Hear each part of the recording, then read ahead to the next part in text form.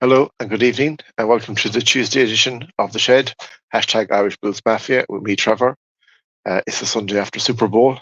I wasn't going to do a video tonight. I was going to do a video tomorrow night where I would look at the bills and what we have to do for 2024, the positions we need to look at, who we need to get rid of, and so on. And I was going to talk a little bit about the Super Bowl. But after watching it over the weekend, I just felt like I needed to do, no matter how short a video it is, or long a video it is of the Super Bowl, I need to address the Super Bowl uh, on its own and then do the other video. I'll do it on Thursday night where I will look. It'll be my final video for this season, and then I'll be taking a few weeks off and between 2 and 4 weeks, and then we'll be starting again for season 2024-25. So I just said I would do this tonight and just talk about the Super Bowl and give my opinions and my thoughts and what I've heard since. And one thing you will know about me is that I'm pretty blunt, and if I agree with someone, I agree with them, and if I disagree, I will also let them know or let you know. So we'll start the show. So the Super Bowl Sunday night was between the Kansas City Chiefs, the AFC champions, and the San Francisco 49ers, the NFC champions. And it was a toss of a coin, really, who would win it, because both teams were loaded in different ways. The San Francisco 49ers had a lot of weapons that was highly rated, as in Deebo Samuel, Christian McCaffrey, Brandon Ayuk, George Kittle, and then they had a quarterback where there was some question marks, not by me, because I believe in him. I believe he is the real deal, but by others that were saying, well, anyone could throw to these guys and they would catch the ball and they would win the game. On the other side, you had the Kansas City Chiefs, and they had Patrick Mahomes and Travis Kelce, and then you were questioning their wide receiver options with Marcus Scantling and Rashee Rice and Hardiman, and you were saying, well, can these guys do it? Both defenses were pretty stacked, so both defenses were looked to be pretty strong. So you couldn't put a lot between them. It was mainly what way the offense and who would perform and who would do it. So as it turned out, the Chiefs won 25-22, and the game went into overtime. It's only the second time ever it has happened. And by the sounds of it, you would think it was an epic. And in some people's eyes, it was an epic. But to me, it wasn't. Last year's game between the Eagles and the Chiefs, that was an epic. There was excitement. Like the first half to me, the first quarter, sorry, that was epic. Even though there was no score, there was teams getting first downs and then they were being stopped. But the start of the third quarter, I think it was 5 or 6 plays went on between the two teams. That was 1, 2, 3 punt, 1, 2, 3 punt, and so on. And that was a yawn fest to me. Like it might have been good defending. I'm not saying questioning defending, but like you're at a Super Bowl, it's the big day. Yes, you want your defenders to play, but you want your offense to play too. And there's lots of question marks and lots of things I'm going to talk about in this video. I'll be to and fro, so please bear with me. But we'll start with Kyle Shanahan, sorry. And Kyle Shanahan has had things said about him in the media, on Good Morning Football, on ESPN, but mainly on Good Morning Football, saying he's a flop, saying he's a failure, that he can't win a Super Bowl. He's a guy that can get you there but can't get you over the hump, yada, yada, yada, and so on. Uh, like, I don't know. The man did his best. Got his team to a Super Bowl. There was 30 other coaches that didn't get their teams to Super Bowl. Some of them got the road for it, and some of them are still there to try again.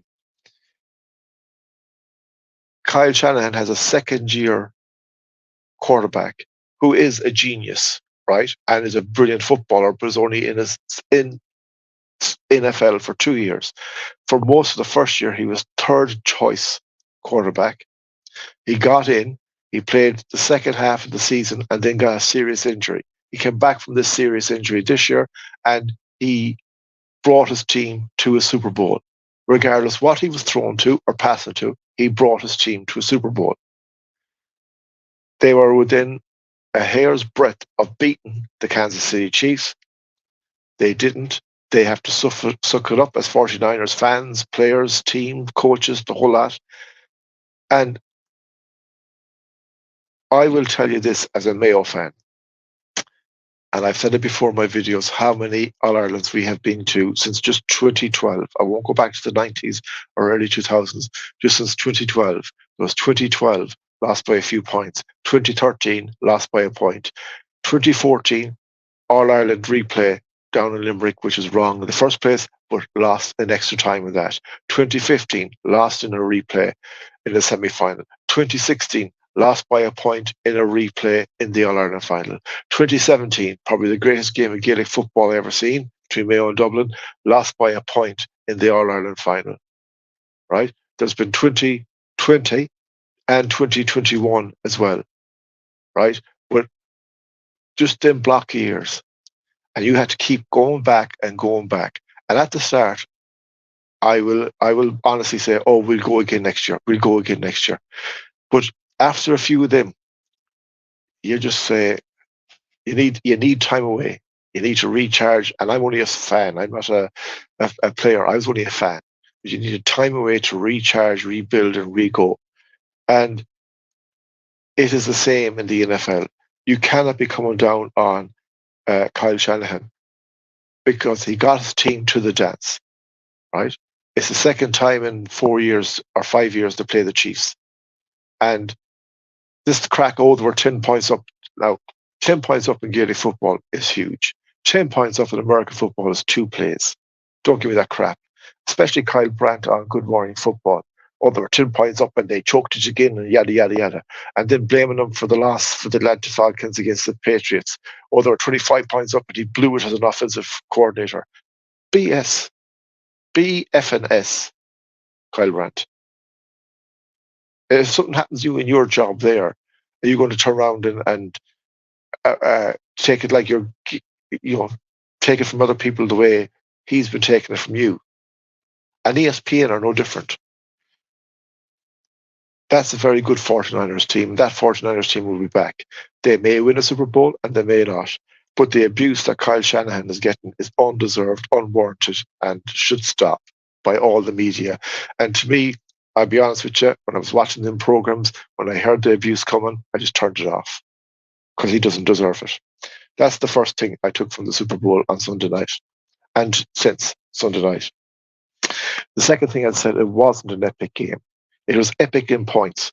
The first quarter was epic. Second quarter wasn't too bad. The start for most of the third quarter was rubbish. Okay, rubbish. And I know there's purists that will be happy with that kind of play, but I wanted an Eagles Chiefs game where it was up, down, excitement, excitement, excitement. And if I had paid $8,000 for, that was the minimum price I heard for a ticket there, to go to that Super Bowl, I wasn't going for 3 and outs, punt, punt, punt, punt. That wasn't what I wanted. And then it picked up again in the fourth quarter. Now, another thing that was laid at Kyle Shanahan's door, and I'm not going to I will talk about the Chiefs and the game itself, but that he won the toss in overtime and he took the ball first. Then some other players come out and said, oh, we didn't understand the rules or know the rules. It didn't matter. You're still going to have to play the game anyway. But I agree with him taking the ball first, because if they scored, and they scored 3 points, and they still would have to stop Kansas City getting a touchdown. So if they can't stop Kansas City and Kansas City did kick a field goal, they would get the ball back again, and then the next scorer wins. Right? Now, maybe they should have gone on fourth down and forgot about 3 points and went for it to see could they get it, and they would have Kansas City having a longer pitch. But I don't think that pitch could be a mile long in that overtime. You weren't stopping Mahomes. So I would have taken the ball if I was the coach in overtime, knowing that there was going to be 2 plays anyway. There would have been you, there would have been them, and then you would have got the ball. Whereas, as you can see, it didn't matter if they were first or second. Mahomes moved that ball down. I thought they were done at 4th and 1. He got past it. Then he made another super run again. If he got the ball first and they scored, and then San Francisco went down and scored, you were just given straight back to Kansas City again. So, I agree with his call. It didn't work, but I agree with his call. And if I was his coach, I would do the same thing. So again, lay off Kyle Shanahan. Now, I want to go over and talk about Mahomes. I am not a Mahomes fan. I was never a Mahomes fan. And to be honest, between the two teams, I couldn't care less which of them won. I was just, for different, I was going for the 49ers at the weekend. I went for the Chiefs last year, but it doesn't put me up or down which of them win. But Mahomes, I lost respect for him against the Bills when he went whining over a legal call. Not illegal, a legal call, and cried like a baby. But leave that aside and take off that emotion out of it. The man is a genius on the field. He's a leader on the field. He doesn't have the best weapons, as in they might become that. They might improve, but as of now, he doesn't have them. And yet he's got back-to-back Super Bowl titles. And my respect for him as a whiner, I have none. But my respect for him as a player, yes, 110%. When he plays, he plays. And congratulations to Patrick Mahomes. And on that night, probably he led his team when they were needed. He deserved, for once, the MVP, and he got it. It's his third. The other two, he didn't deserve, but this one he did, and congratulations to him. Andy Reid deserves all the plaudits. Andy Reid, I like Andy Reid. I think he's a class coach. He knows how to get the best out of his players, even with all the changes they had. I was listening to a podcast. Joe Marino was doing a Locked On Bills there last week, and he said since 2019, how many starters are still with the Kansas City Chiefs? And they've won now 3 Super Bowls. That was before Sunday, but they're still there. And the answer was 3. Chris Jones, Travis Kelce, and Patrick Mahomes. So he has rejigged and reshaped and retooled his team. And that is a blueprint that especially the Bills should be looking at, because we have a lot of stuff we need to move on. And we're deep down in cap debt, so we can't go out and buy stuff. So we need to bring in fresh, young talent that wants to play and wants to win. And that, again, will be for my podcast on Thursday night. But Andy Reid is doing it, and consistently is doing it. But Andy Reid did not have a great start to his career and did lose Super Bowl. So did he get the same drugs abuse that Kyle Shanahan has get? I don't know. I doubt it. But for now, Andy Reid, gentleman, good coach, brilliant coach, and deserved coach of the NFL champions. Let me move on to Travis Kelce. Now, firstly, Travis Kelce and Taylor Swift, I hope they're happy. I hope they will be happy. I hope they grow old together happy. I don't care. Whatever their business is, that's their business. But I don't want them not to be happy. If they're together, let them be happy. This is me talking about Travis Kelce as a player who I respect as a player, who I like as a player, who I have on its way a jersey belonging for Travis Kelce for my collection. Okay, as well as Jason Kelce, because they're 2 guys I highly respect in the NFL. But what he did Sunday night was totally wrong to Andy Reid. The NFL should step in and do something. I don't care. You do not push your head coach like that in any sport. They made the call. They took him out of the game. That was the call. It didn't work. That's on the player that didn't make the play, not on the head coach. How he treated Andy Reid for that few seconds was disgraceful. And Andy Reid should have said to him, boyo, sit over there for the rest of the match, and if we lose this game, it's on you. And I like Travis Kelce, don't get me wrong. He's a great footballer. He's one of the best tight ends ever. But what he did to his coach Sunday night, and I don't care what the excuses was wrong. On a global stage where the whole world was watching. And I would, as I said, it didn't matter to me who wins or who won. But if they lost that game, I'm sure there'd be song and dance made out of it by now. So they would, but because they won the game, they can gloss it over and make out everything is hunky-dory and okay. And I know emotion is part of the game, and you have to have emotion, but you have to have respect. And He is head coach for the reason. He is the front man of that franchise. I know there's a general manager and owner in the background, but he's the guy that's out in front of everything, takes the blame for everything, deals with everything, has to look after everything. And you, like Travis Kelce, should have had the respect. You might not be happy with the call. Go into the dressing room and say it at halftime all you want, but not in front of the world watching. Wrong. Could go on about it, but I won't. So I'm shutting up now. I still have respect for Travis Kelce as a footballer, but what he did Sunday night was totally wrong. The NFL should punish him, and Kansas City should punish him. And whether he continues to play next year or not, that's up to himself. I hope he does. But if he doesn't, or there should be some fine or something that fine you for less. That was wrong in the story. To talk about the game, how I seen the game play out over the 60 minutes and in the overtime was you had two defenses that did play very well. Call a spade a spade. They stifled both offenses numerous times. But when Kansas City had to get the big plays, they got the big plays. Again, it was down to Mahomes, an awful lot of it. Kelce did play a lot better in the second half than he did in the first half. But it was the unheralded, not much talked about wide receivers in a good sense for most of the season that turned up trumps. Marquez Valdez-Scantling, touchdown. Cole Hardman, touchdown to win in overtime. Rashee Rice made huge plays in between, and so did the other boys. And Isaiah Pacheco hadn't his greatest game as a Chiefs player, but had a few fumbles, miscues, and so on, but still did the damage when the damage needs to be done. Now, the one thing I would question Kyle Shanahan and his 49ers on is Christian McCaffrey was having a field day in the first quarter running. Now, he had a fumble and he blamed himself for the fumble. That fumble did not cost San Francisco the Super Bowl. So there's no point trying to blame yourself. And these things happen in football. You don't have perfect games.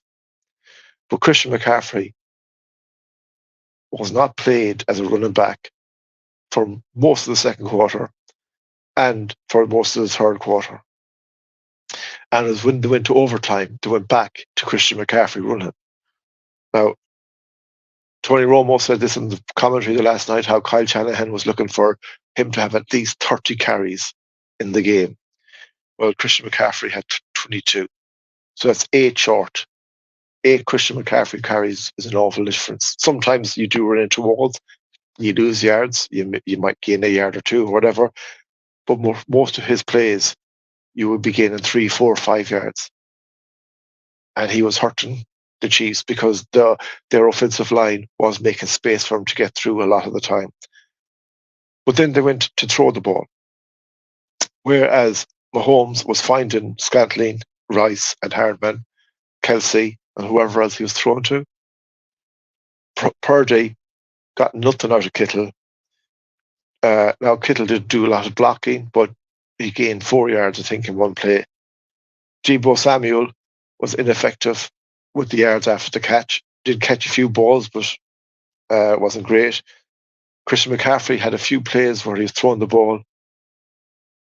But again, the main men that were carrying Brock Purdy all year did not deliver on the big day.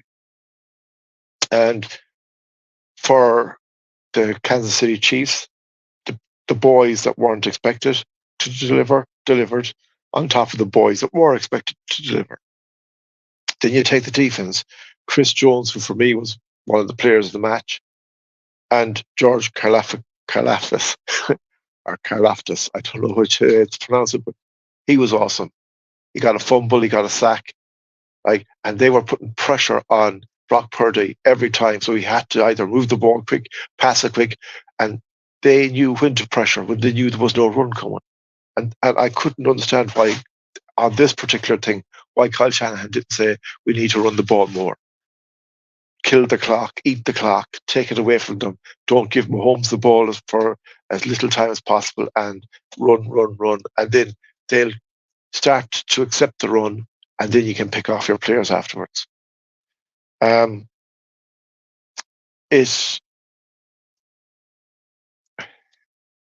it could have gone either way. And only I give credit to Andy Reid. He accepted the Travis Kelce incident, didn't make a deal about it, didn't blink, didn't flinch, just continued with his game and got the Chiefs the Super Bowl. So congratulations, Andy Reid. Kyle Shanahan and the 49ers, from what I can gather, you won't be losing many players. You will have a very strong team next year. Will you win the Super Bowl? They're favourites right now with the bookies. I don't know. I wouldn't rate any team right now to win the Super Bowl or not to win the Super Bowl, because it's in the season. It's time to relax and recover and recoup and then get ready to go in a few weeks' time. Do I think Brock Purdy was overshadowed by Patrick Mahomes in the game? No. Do I think Brock Purdy is deservedly should be and will be the number one quarterback for the 49ers going forward and their main quarterback? Yes. And do I think he's a class act? 100%. And they will win a Super Bowl under Brock Purdy at some stage, whether it be next year, hopefully not. This will be the Bills' turn, but every team wants a turn. Or will it be in the next 3, 4, 5 years? The 49ers will win a Super Bowl with Brock Purdy. Then we move on to the Chiefs dynasty. So the Chiefs now have a dynasty where they've got 3 Super Bowls in 5 years. Mahomes is same age as Tom Brady. They had 3 Super Bowls each at 28. Are they the Patriots 2.0? Possibly. And the reason I say this possibly is because even if Kelce goes or doesn't go, or they can re-sign Chris Jones to a long contract, they're still the 3 players that they have from day one of this dynasty. So they've re-brought in people, changed people out, got rid of Tyreek Hill. Everyone said that was the end of them. Didn't matter to them. Continued on. And that's what scares you, is that unless you can match them in the draft, in the free agency, and they have a rake of cap money to play with, they have 70 million to play with this year. We're minus 50 million. So we don't. So we need to offload earners and bring in young talent that wants to do anything to get into the NFL.